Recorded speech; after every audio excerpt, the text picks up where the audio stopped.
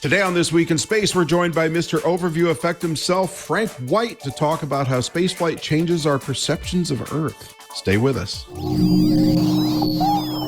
Podcasts you love. From people you trust. This is TWiT.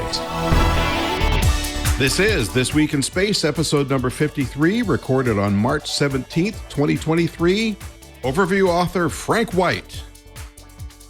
Hello and welcome to another episode of This Week in Space, the Overview Effect Edition. I'm Rod Pyle, editor-in-chief of AdAstraMagazine.com, and I'm joined by the infallible Tariq Malik. How are you today, sir?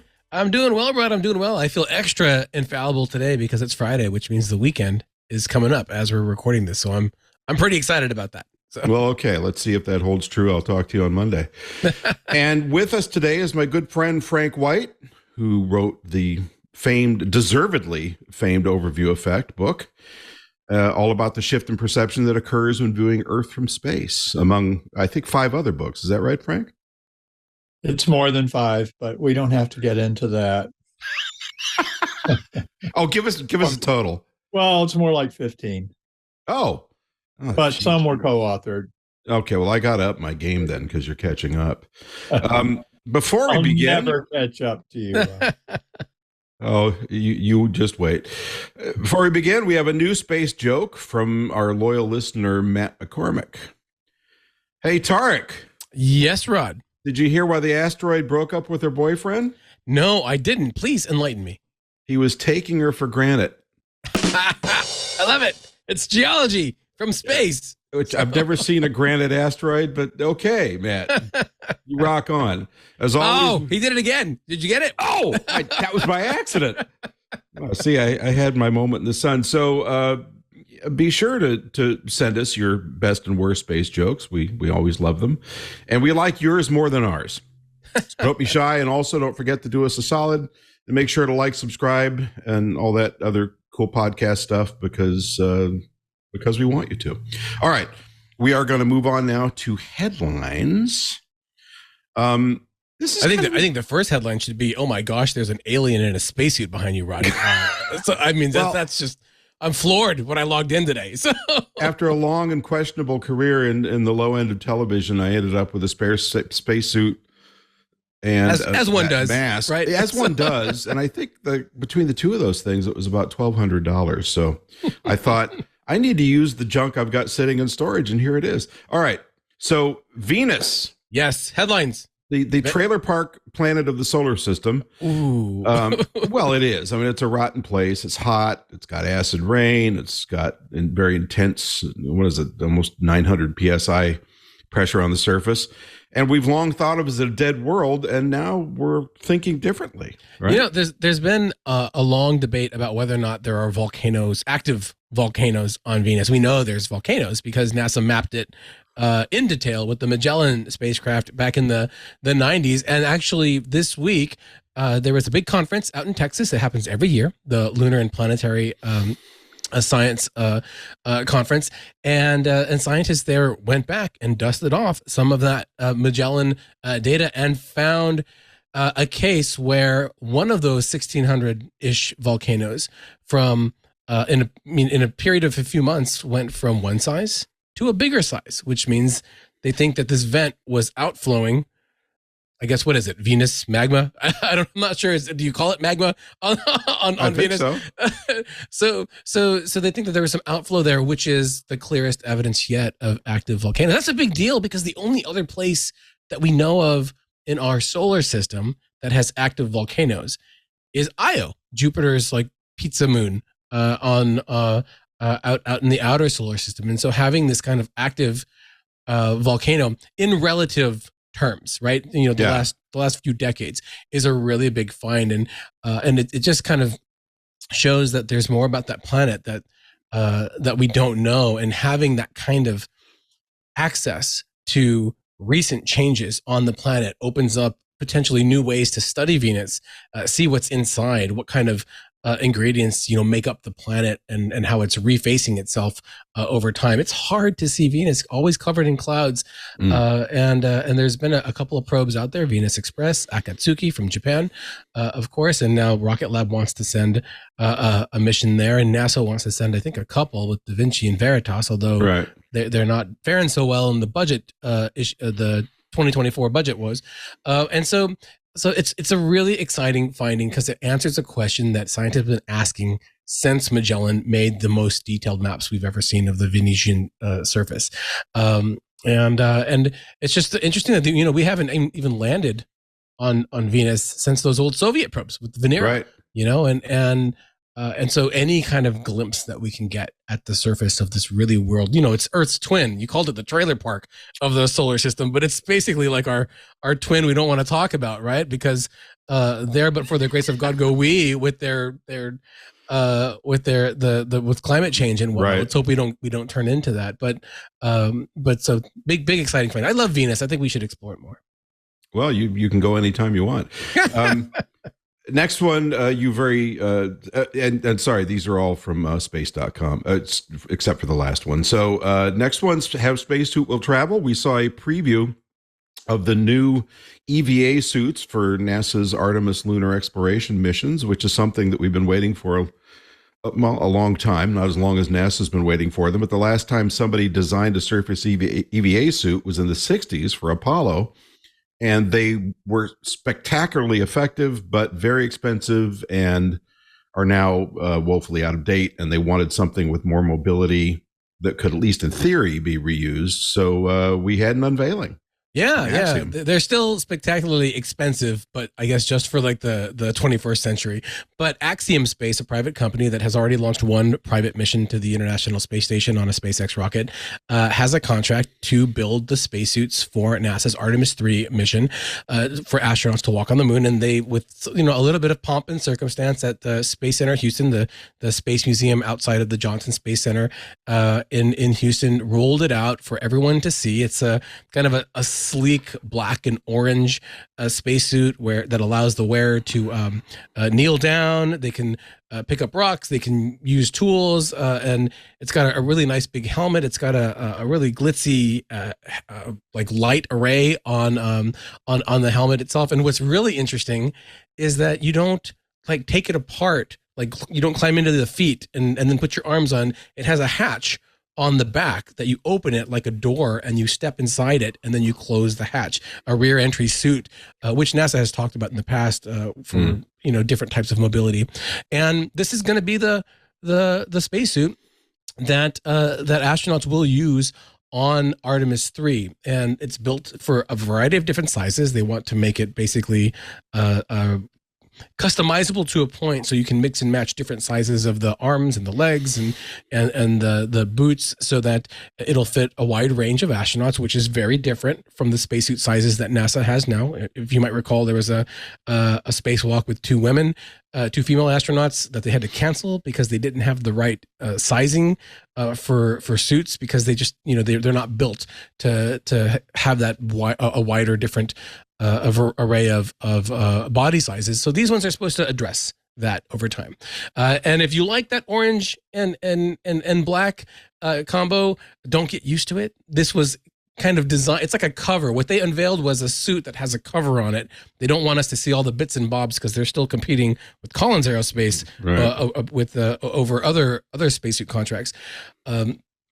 But Axiom Space says that this actual spacesuit on the moon will be mostly white, like the Apollo spacesuits, for visibility reasons, and also for thermal reasons, to make sure that it doesn't absorb a lot of light like the black would on the moon. This one was designed by with input from the designer of For All Mankind, the sci-fi show on Apple TV Plus, which had really nice spacesuits as well. So it's not surprising that this one looks like it's out of a show, but it's in the Axiom colors, and it really kind of gets that. It looks like a Halloween spacesuit, but I like it because orange is my favorite color.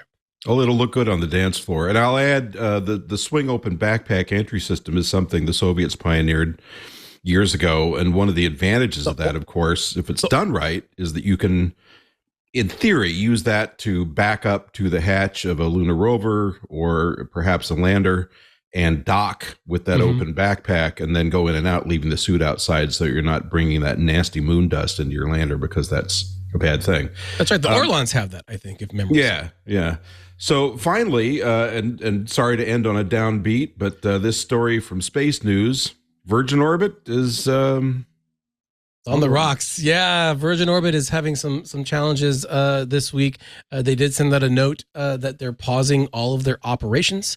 They might be putting employees on furlough. Eagle-eared listeners may remember that Virgin Orbit tried their first UK launch just a few weeks back or a month or so ago. It did not go well. They did not reach orbit, and they're kind of pausing to kind of see like what's wrong. It was I think a filter issue inside the rocket that caused problems that led to it to shut down. So now, as of March 16th, they're going to pause. They're going to look at furloughs, and they're going to look at like what else they can do to try to address the financing and the challenges that they have with the rocket, because it's been a pretty hard road for Virgin Orbit, and for Virgin Galactic, their sister company on the space tourism side. Recently, they launched their first crewed flight, and then it's been a little bit of a challenge for them to come back and make tweaks that they need for their own flights there too. So it's going to be one to watch. It's not forgiving the small satellite market, as we're seeing. Astra also is having some problems. They've had to scrap their rocket design entirely in place of coming up with a new rocket, and so we'll have to see what Virgin Orbit's next step is going to be, if it's downsizing, if it's scaling back from international launches and going back to California flights. I think that's going to be the next big step to see what they're going to do. And what about Virgin Galactic? I thought it was affecting both of them. Well, for Virgin Galactic, they are different markets, and they are two different companies. It is interesting to see that in both instances, we haven't seen an infusion of cash from Sir Richard Branson, the billionaire behind Virgin that started both of these companies. And that's a very different tack that we see with the Virgin companies that we do not see at SpaceX or Blue Origin, where also backed by billionaires, but those CEOs have or founders have put their own bucks in the mix to kind of keep them afloat. We're not seeing that with Virgin Galactic and Virgin Orbit, because they're public companies right now. So it is kind of a wait and see mode for both. Now, Virgin Galactic isn't as dire, but they have been posting losses year on year, and in fact, they just had a recent investors meeting and a call to say that they've taken another hit, but they still haven't ramped up their passenger flight, and they seem committed that once they really start flying those passengers over and over and over again, that they'll be able to recoup a lot of the money that they've lost over the years. All right, Frank, you're up. I thought we might start with a brief conversation about how you came to recognize the overview effect, because this is something relatively new. It had been sort of talked about in pieces and in different terms, but you really put it all together, wrote this sensational book, and coined this fabulous name, which I think is a big part of the success you've had, because it's very evocative, and this has become a major phenomenon. So can you tell us the origin story here? Yeah, and as you pointed out, Rod, people started experiencing the overview effect in 1961. We all remember that. Yuri Gagarin was the first person to directly have the experience. And people talked about the spaceflight experience for 25 years before I wrote the book. And you informed me that Stan Rosen had done a lot of work on this topic, and he really had. And he and I have become colleagues and friends, incidentally. Oh, so great. Thanks for introducing me. Yeah. However, what happened was serendipitous. I was very involved with Gerard K. O'Neill's work at the Space Studies Institute. I always try to point out that originally the idea of the overview effect had nothing to do with astronauts. If we were going to do a quiz or a contest, that would be the first question. It did not. I was thinking about O'Neill's ideas of what I now call large-scale space migration. And I was flying cross-country looking out the window, and I had an epiphany, which was if I lived in an O'Neill community, I'd always have an overview of the Earth. Mm. I was doing a lot of work on systems dynamics and systems thinking, and I thought, you'd always understand clearly the Earth as a whole system, interconnected, interrelated. You'd experience the overview effect every day. So it was not something I came up with sitting around trying to get tenure, trying to come up with something I could publish. It just happened. When I landed, I decided that I needed to interview all the astronauts because that was the first problem. There were no people living permanently in outer space. And so I contacted NASA. I said, I have to interview all the astronauts. And I'm sure they enjoyed that. So who is this the public guy? affairs guy had a nice chuckle, and he said, well, they've got a lot on their plate, but if you come to Houston, I'll get 2 active astronauts to do interviews with you. And I thought, that's not a very big sample size. And he said, why don't you interview retired astronauts? I'd never thought of that. Huh. But that was the beginning. And I did go to Houston, and I interviewed Don Lynn and Jeff Hoffman, 2 great interviews. And then I started networking with friends and interviewing retired astronauts. And then I decided I've got to write a book. And remember, this is the dark ages, no podcast, no internet. The way you got an idea out was to write a book. Right. And so that's what I did. I got a contract with Houghton Mifflin. First edition came out. We had 16 interviews. And, I'll leave it there for the origin story, but we could also talk about the history of the overview effect since 1987, which is kind of interesting as well. I think Frank, what's like an elevator pitch when someone asks you what the overview effect is? Like, what do you tell them on the front? Like, what is it to you and that the readers would learn in the book? Well, I say it has changed, the definition. It is about astronauts. And I say it's an experience people have when they see the Earth from space and in space on a suborbital hop or an orbital mission or a lunar mission. And it's a shift in awareness and consciousness and identity that they experience. Uh-huh. So that's the elevator pitch. Now, yeah, if I've got them cornered, I go into a lot more detail. Now, I've always wondered, the astronauts I've interviewed, their perceptions, I was going to say their stories, but their perceptions change a lot over the decades. So if you talk to somebody from the space race era, you get often a much more reflective and kind of candid set of responses than you might get from somebody, certainly from a current astronaut, of course, because they have public relations limitations imposed, at least unofficially. But even an astronaut that's been up in the last 10 years, there's still, at least my experience in general, with a few notable exceptions, that they're still kind of in the program. Whereas if you talk to somebody, say during the Apollo era, they've had decades to reflect on it. And it seems like they got much more philosophical. And I would imagine that in terms of something like the overview effect, that could be a big change. It's true. I think it's important to understand that for the most part, my interviews are with people reflecting on an experience that happened in some cases many, many years ago. In other cases, it was relatively recent. And it definitely does have an impact on how they describe it.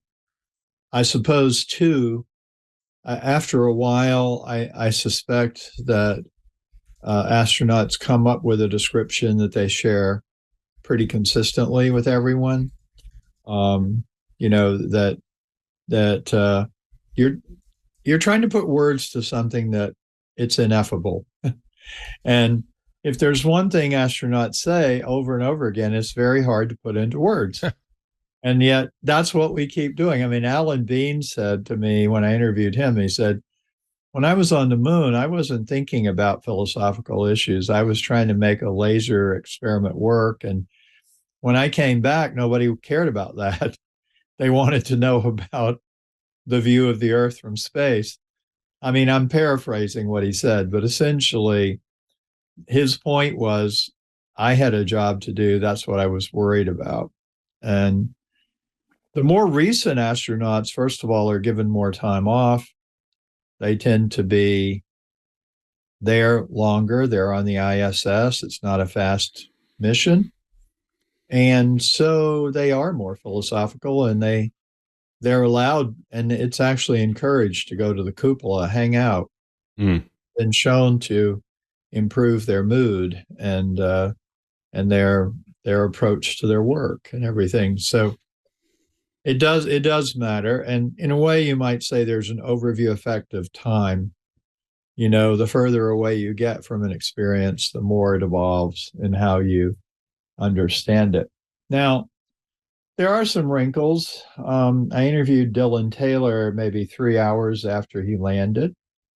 That was a bit different. So Dylan Taylor, who launched on the Blue Origin flight recently. So right. Yeah, and I'm focusing most of my attention on suborbital flights right now. So I've interviewed 5 Blue Origin astronauts, and here's one shout out for social science guys. You know, the social science approach to things is really not different from physical science. You have a hypothesis and you look for data to confirm or contradict the hypothesis. And so I had people telling me, I should say there are a lot of experts about the overview effect these days. So I had people telling me, oh, Frank, I know you can't experience the overview effect on a suborbital flight. I was wondering, yeah. Quick. It's too quick, it's too close, blah, blah, blah. And my attitude was, well, NASA's only had 2 suborbital flights, and that was Shepard and Grissom. We don't know anything about suborbital flights, so let's get some information.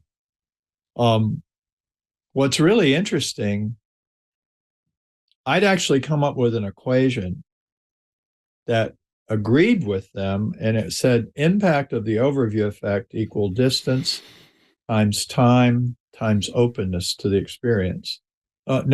Plus openness. I'm sorry. Yeah.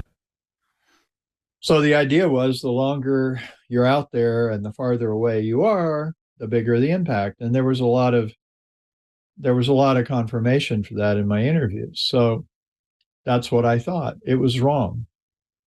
Yeah, the formula is wrong.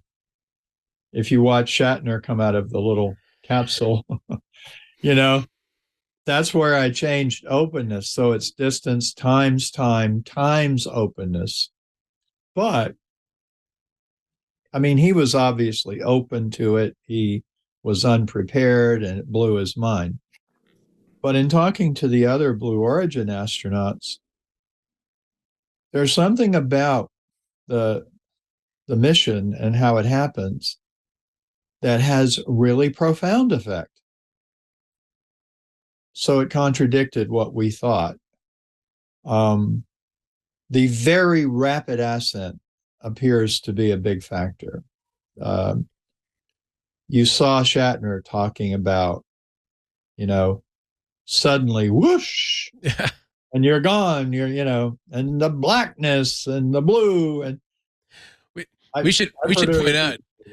Yeah, we should point out, Frank, that what he's referring to is when William Shatner flew on a Blue Origin flight, and when he came back and everyone comes out, they have a little celebration on live TV, and William Shatner, Captain Kirk himself, is waxing poetic for like 10 minutes straight about the experience, speaking in poetic ways that I've never heard him or an astronaut really describe what an experience was like. And it was the first time in a long time that I had ever heard anyone describe a spaceflight experience in quite those terms. And it sounds like Frank, that was like an overview effect in about 10 minutes that William Shatner got, that some of those astronauts trained years for.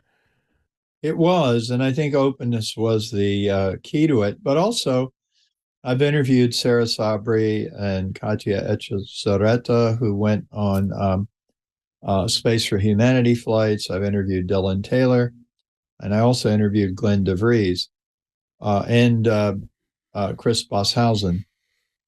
One of the other things that was totally surprising, but this is consistent with Shatner, is a real focus on the blackness of space, the universe, the feeling of the cosmos. And Chris said, I felt drawn out into it. I felt it in my chest, a physical, almost like I was being drawn out into the cosmos. And again, I've always said, well, you go to the moon, you really see the Earth in space against the backdrop of the blackness of the universe and all. So it shouldn't be happening on Blue Origin. But I just interviewed Gary Lay, who is the chief architect who actually built New Shepard, and he flew on New Shepard, and he emphasized that this blackness, this impact of the blackness, was very prominent for him as well. There's just a few things are unique about these very short flights. I thought it was interesting when the Shatner flight came back.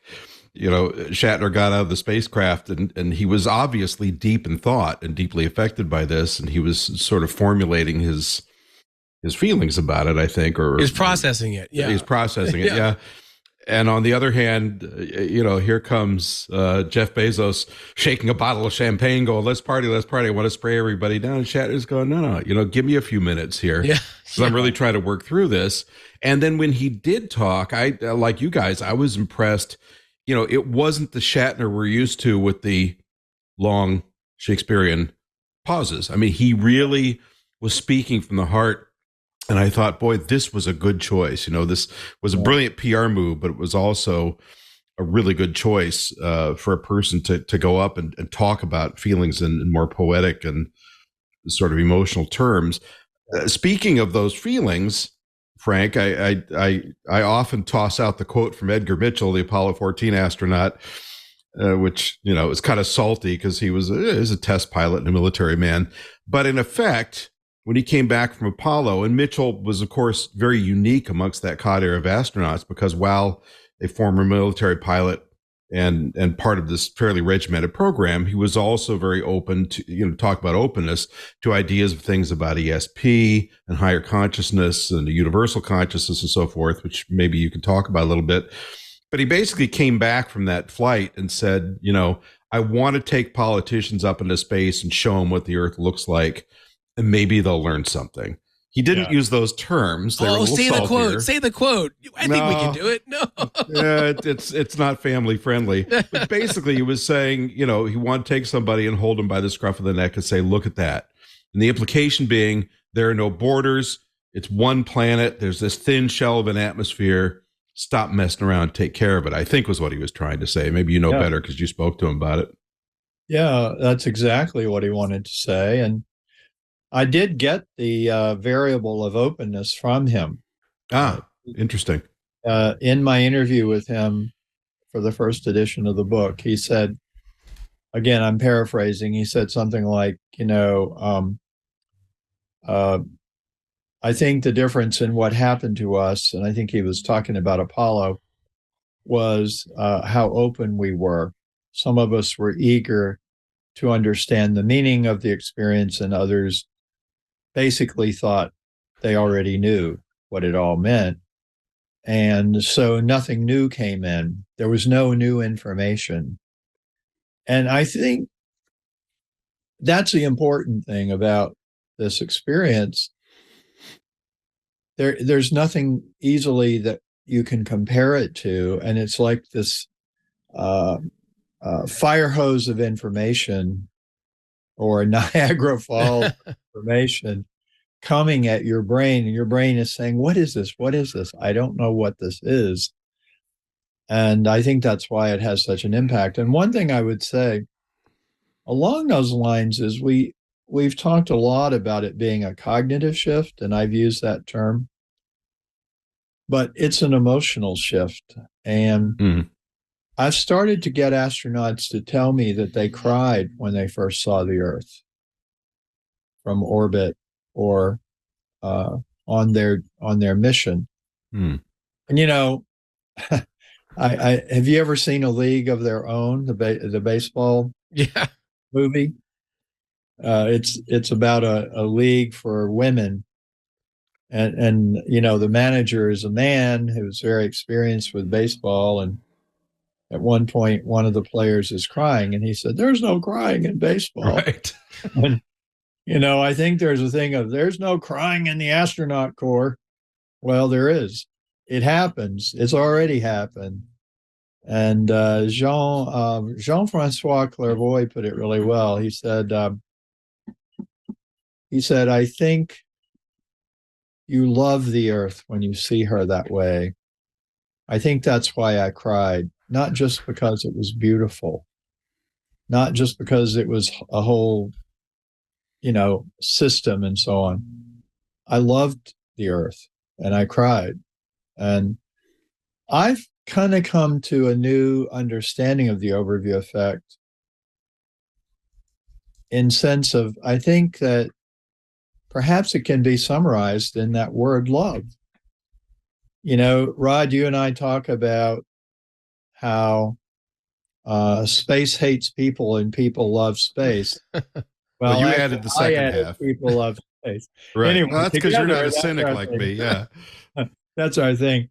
But, I think people love space and we don't understand it. It's irrational. It's kind of crazy, but that's what love is. We love it. And then when we get out there and see the Earth, there's another kind of love. And that's the overview effect. And after 35 years of trying to write books, explain it comprehensively, I think that's one word that describes the overview effect very well. Frank, you mentioned your surprise about the impact of the folks that flew on the suborbital flights, the Blue Origin, etc., versus the more traditional kind of orbital ones. And I had kind of like a two-part question. Number one is the mechanics of the view. I'm wondering, like, how much does that influence the experience that you are getting from these astronauts? And the reason I ask that is because, I think about, those early Mercury flights, and the window is super tiny, enough still, to see that tremendous view that John Glenn mentioned. But then you fast forward to now with Blue Origin, which has the largest windows ever built for space, almost like floor to ceiling, of a regular person. They're these huge things. And then, in a few years from now, 2025, we were talking about the Artemis 3 mission where these astronauts are going to land on the moon. But when they come out, their first view of the moon, of the Earth, is not going to be from the hatch of a lander on the very, very surface. It's going to be from 40, 50 feet up, like this wide panorama. And it's going to have a very different view of the landscape. And how much does that influence how a viewer can process that spectacle? I think it's important. I think that from the very beginning, if you watch The Right Stuff, I know there's a scene in The Right Stuff where the German engineers show the Mercury astronauts the capsule, and they're very proud of it. And the astronauts say, "Where's the window?" We want a window. Yeah. That's a great scene. What? Why do you want a window? And of course, we know how it turned out. They got the window, but even with the ISS, even after we learned that the view is important, the ISS didn't get the cupola in the early days. It had pretty good views, but it wasn't designed for that. Mhm. And what we see with Blue Origin and Virgin Galactic, and also don't forget the Inspiration 4 flight, where they Mhm. built a really big cupola. Um, uh, you know, I'm sorry for the extra sound, but yeah, the the idea of the overview effect has now become common. People are going to have that experience. They're not going to do science or to beat somebody else to the moon. Mhm. And so it's interesting that the spacecraft are now being designed to enhance the view. And I think it's fantastic. And, Artemis, which didn't have any people on it, it had 17 cameras, and Yeah. they had some fantastic imagery of the Earth. And that was the other kind of half of my question was, how is it different now? You mentioned that the overview effect since when you wrote the book initially, that it's evolved over time. And we have so many different ways to share the view. Astronauts can send their pictures directly to the internet where people can see it almost instantaneously now. And I know that that's different from the personal effect, but it's a method of sharing that didn't exist when those early astronauts were able to fly. And so, in addition to, I take that point that now, SpaceX is adding it as an add-on option for their private space flights, that you can have this bubble nose cupola to look out. It's right by the bathroom too, which I find interesting on the Dragon capsule. It's just logistics. but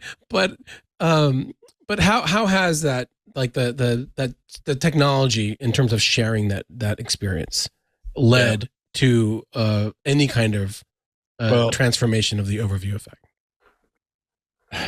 The technology is really important all the way down the line in terms of the whole story of the evolution of the idea.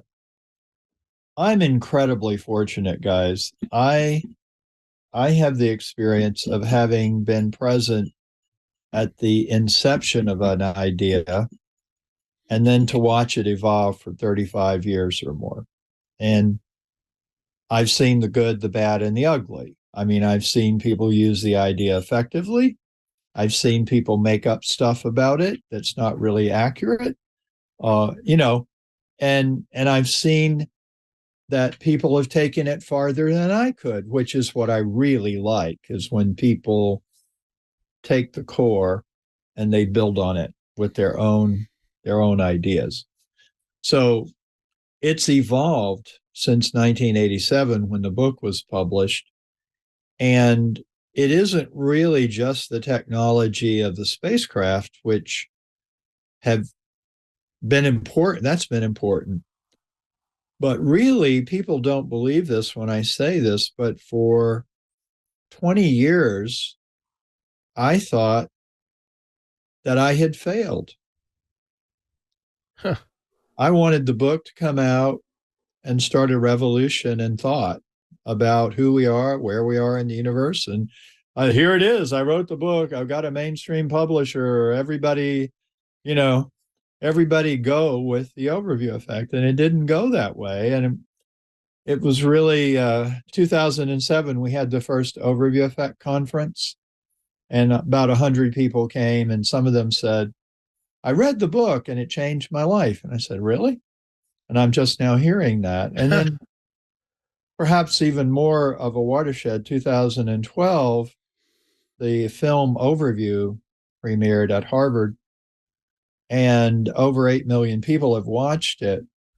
And I do believe that the arrival of reasonably priced video, plus the ability to distribute it on the internet, has changed everything in terms of the adoption of the idea as really, this is the way we talk about the experience. Mm-hmm. And it's really also kind of funny because I read about the overview effect and people say, well, the astronauts have a name for it. It's called the overview effect. And NASA psychologists have come up with a term for it. They call it the overview effect. It's really funny because it's not really true, but it's okay. And people say to me, aren't you upset that they talked about the overview effect and they didn't mention you? And I said, no, that means the idea is out there. It's on its own. It's not tied into me, and it's being used. So, yeah, I mean, the astronauts have more opportunity to have the experience. The commercial astronauts are going with the intent to have the experience. And then the dissemination of it is far more sophisticated. Have you guys heard about the infinite? No. Yeah. Well, virtual reality is obviously a big part of this story. And there's a group called Felix and Paul up in Montreal. Yeah. Yeah. I've heard of that. They've created an experience, and it's really more than just putting goggles on.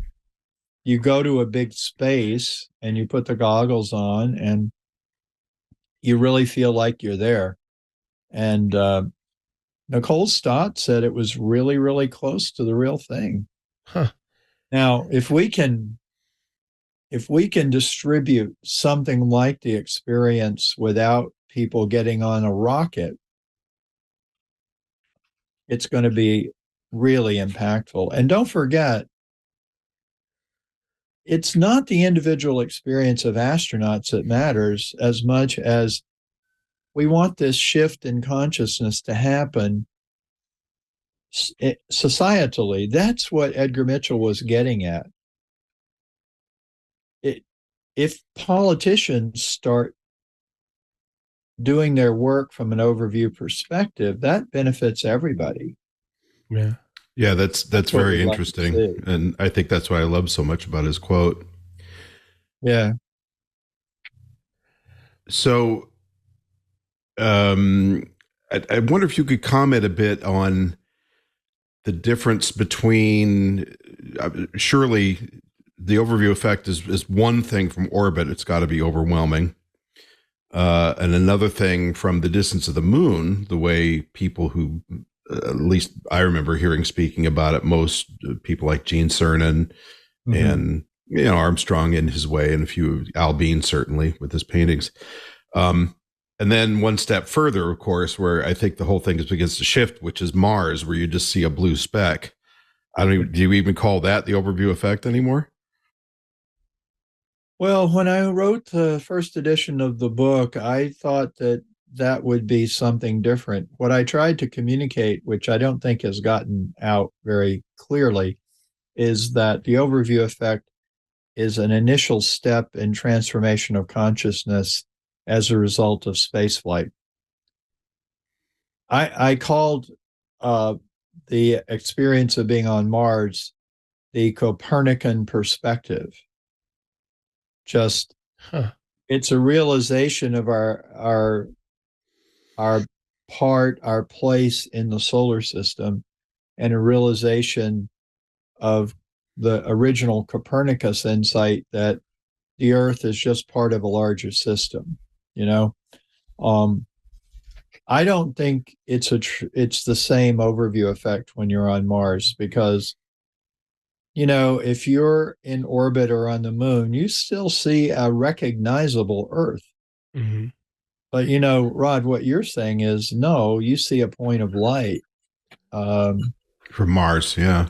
Yeah. Or even further with the pale blue dot, right? With that, where it's from way on past Saturn. Yeah.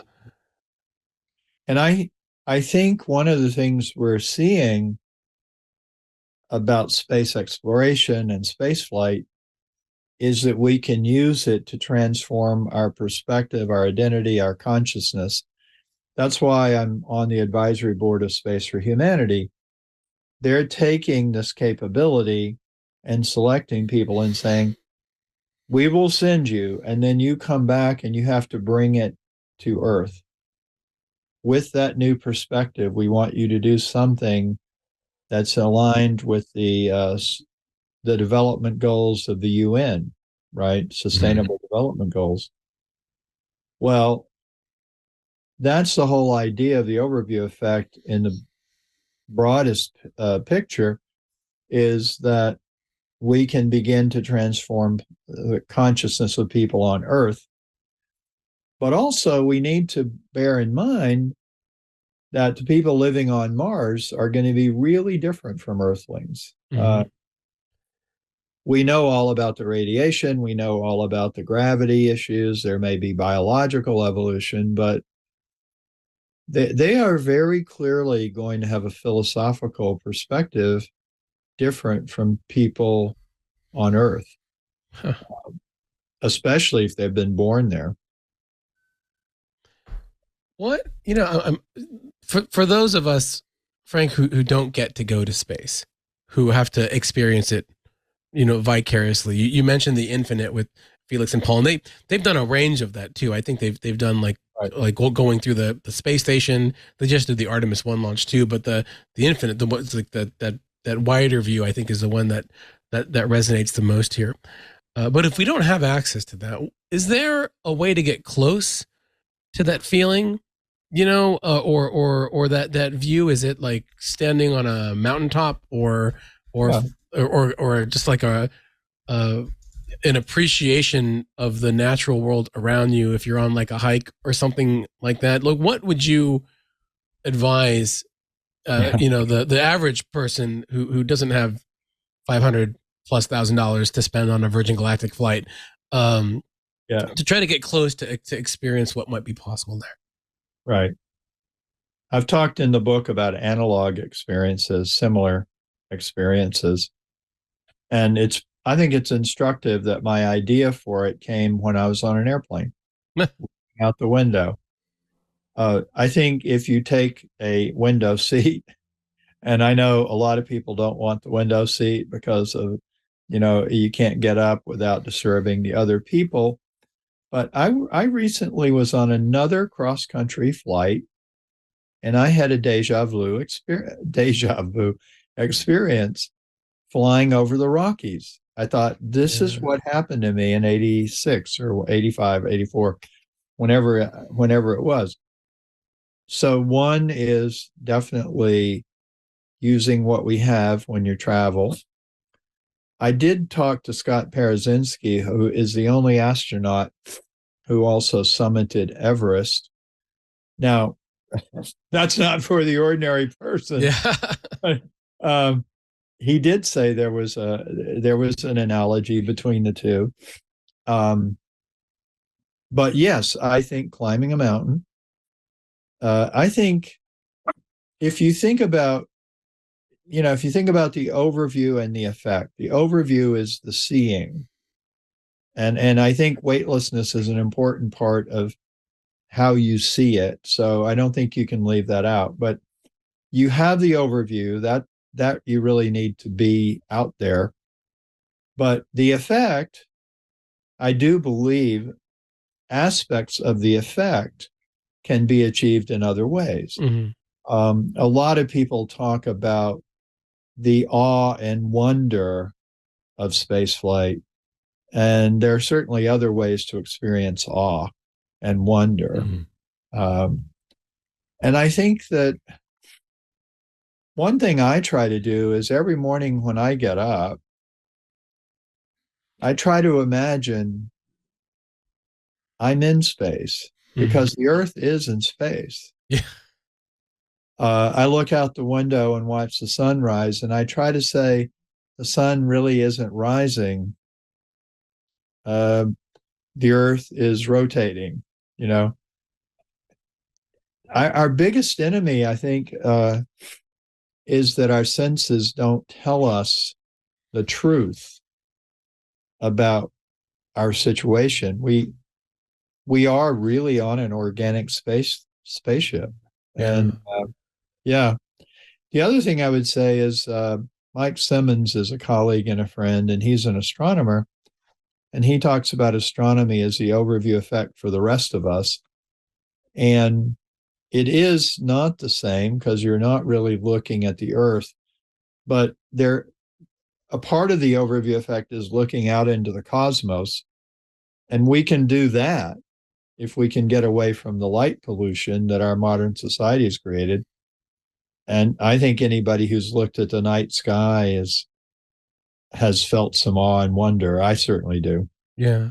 I remember you you just spawned it in me. The first time I flew to Asia, we flew, that you fly way up over in the Arctic, and I had seen through the window seat, because I was sitting by the window, like icebergs for the first time in my entire life, and you see them just out there in an ocean, and that's the planet. Here I am from California or New Jersey now, and we're the furthest you can get from that scene, and you only have that microcosm bit of where you are on not just the planet, but like the whole You mean smog solar and system. skyscrapers, yeah. Yeah, and seeing that for the first time was a reminder that there is like this whole planet that we're part of. And it didn't last very long. I think it lasted till we got off the flight, and then I was running, maybe I'll see it on the way back, but then I just slept. And but that's a really good point. It's just to get people to look around and use their eyeballs. So well, I'm a meditator. I'm very interested in Zen Buddhism. My son is a Zen priest. Actually, we're writing a book on Zen Buddhism and the overview effect, comparing the two, which I think is going to be an interesting book for people. Oh, yeah. Zen is all about being in the present moment, just being aware of where you are and what's going on. And I think astronauts are very much trained to do that, because you're not going to get very far if you're daydreaming out there and something goes wrong. And so I think their attentiveness and their focus is part of the reason they have these experiences. So I would urge everybody, if you want to have a taste of what we're talking about, try to stop the chatter and try to be present in the moment. That's good advice anyway. Yeah. You make me mindful of Scott Carpenter's Mercury Flight, where he was up there kind of really grooving out on the overview effect and so forth, to use contemporary terminology, and ended up unfortunately overshooting his landing site. My closing question for you is, in the big picture, looking at this from sort of a legacy perspective, what would you like to see in terms of perhaps geopolitical influence, personal growth, and as you phrased it, I think in your book, human evolution come out of this? Well, there is a movement now, I think I can say with some confidence, to bring the overview effect down to Earth. There are people applying it to psychotherapy, people applying it to organizations. I'm talking to a young man who wants to apply it to the medical system, which is a big challenge. It's a big challenge. But this is exciting to me, that people kind of get the idea and they're trying to bring it into everyday life. So that's number one. That's really promising. Secondly, I would like to see the astronaut awareness permeate to the point where the Russia-Ukraine war would be unthinkable. Yeah. I thought it was unthinkable. I did. I thought it was just, that would never happen, but it is happening. So I would like us to get to the point where that kind of mentality, it just doesn't exist, and that we have a unified planet. Yeah. And I guess the third thing, what the human space program is all about, which is my nonprofit, we have a huge opportunity as we evolve out into the solar ecosystem. And I know you and I've talked about it, Rod. I mean, is it going to be The Expanse, or is it going to be Star Trek? Is it going to be inspiring and, exploring and ethical and all of that? Or is it going to be a repetition of what we have on Earth? For legacy, I'd like to see it, the overview effect, unify the planet in some way, create that shift in consciousness, but then to have that permeate the expansion of humanity beyond planet Earth. Will it happen? I don't know, but you ask me what I'd like to see. Right. That's what I want to see. We gotta get Frank on a Blue Origin flight or on one of those SpaceX. You know, Jared Isaacman should recruit him for one of those Polaris missions on SpaceX. So I would go in a minute. I'm sure it's being considered in quarters that we don't know about yet. Well, Frank, thank you so much for joining us today. I know people will want to know where they can get your vast collection of books and keep up with your latest. So what are the best places for us to do that? There's always Amazon, but if you want to see the books in more of a collected setting, it's Multiverse Publishing. That's my publisher. A little shout out to Multiverse. And Dylan Taylor. And Dylan Taylor, yes. Yeah. I cannot thank Dylan Taylor enough for everything. And then frankwhiteauthor.com. Those are the places to look. Yeah, there you go. Excellent. Up on the screen, Tariq, where can we find you thinking up your next horrible space joke?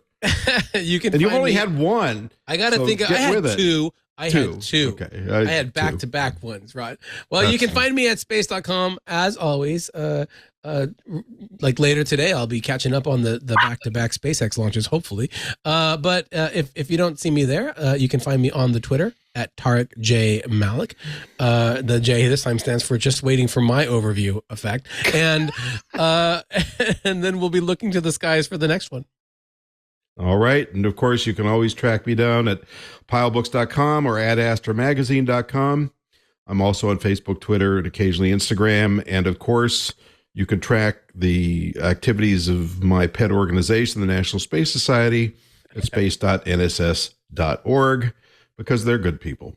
Don't forget to drop us a line if you wish at twis@twit.tv. That's TWIS at twit.tv. We always welcome your comments, suggestions, ideas. We answer every email. At least I do. I think Tariq ignores them. And I read them. I do. I read them. Okay, well, get busy. And we love getting them. So send them along. Don't forget to check out space.com also, whose website is in their name. Always a good place to get the latest in the news. New episodes of this podcast publish every Friday on your favorite podcatcher, so be sure to subscribe, tell your friends, and give us reviews. 5 stars or a thumbs up will do nicely. You can also head to our website at twit.tv/TWIS. And don't forget, you can get the great programming on the TWiT network ad-free at Club TWiT. We appreciate it if you join up. It helps us a lot. That's $7 a month, which you won't even notice it. It'll disappear like that. And it's the price, probably less than a single venti caramel peppermint vegan macchiato double shot soy frappe latticino to go. Oh, that was a big one. Finally, you can follow the TWiT Tech Podcast Network at TWiT on Twitter and on Facebook, and twit.tv on Instagram. Thank you very much, everybody. Frank, it was a pleasure having you on, and I hope we can do another presentation together soon. Anytime. The pleasure was all mine. Thank you. Thank you. Hey, we should talk Linux. It's the operating system that runs the internet, a bunch of game consoles, cell phones, and maybe even the machine on your desk. But you already knew all that. What you may not know is that TWiT now has a show dedicated to it, the Untitled Linux Show. Whether you're a Linux pro, a burgeoning sysadmin, or just curious what the big deal is, you should join us on the Club TWiT Discord every Saturday afternoon for news, analysis, and tips to sharpen your Linux skills. And then make sure you subscribe to the Club TWiT exclusive Untitled Linux Show. Wait, you're not a Club TWiT member yet? Well, go to twit.tv/clubtwit and sign up. Hope to see you there.